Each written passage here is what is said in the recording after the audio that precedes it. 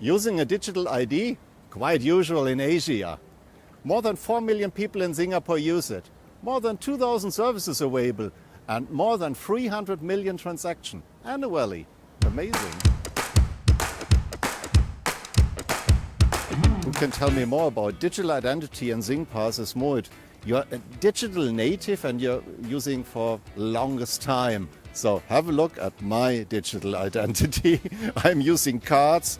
This is my driving license, health card and the COVID app. You gotta be kidding me, right? Absolutely not. You carry all of this in your pocket? Yes, sure. I do it with just my phone and the SingPass app. Tell me more about SingPass now. SingPass is the short form for Singapore Personal Access.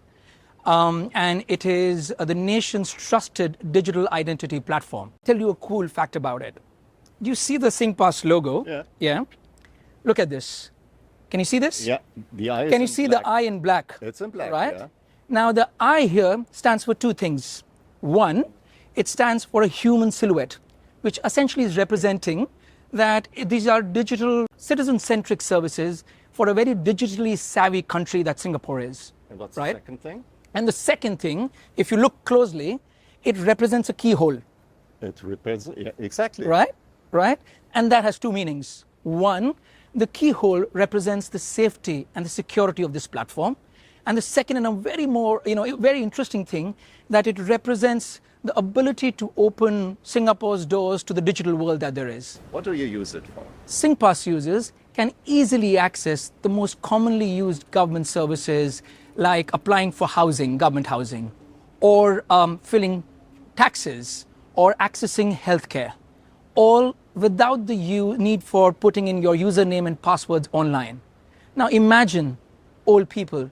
They don't need to remember all these old passwords and usernames and don't need to wait for the families to come in. They can all do with a single click of this button. Users can autofill digital forms online without the need of repeatedly sharing their personal info again and again. For example, banks and fintechs can do their eKYC, right, for instant account approval, account opening approval, or instant approval on credit card and loan applications. Users can use SingPass to digitally sign and authorize agreements and contracts online, virtually, without the being present physically, at the point of transaction. Insurance agents can now just send me a message through this app, right, notifying me that my policy is up for renewal, and through a click of a button, I can authorize them to renew it for the next year. Now, that is speed of doing things, and that's what Singapore is all about. Mohit, this is all in one app, and you can still use it as a phone. Absolutely. I'm jealous.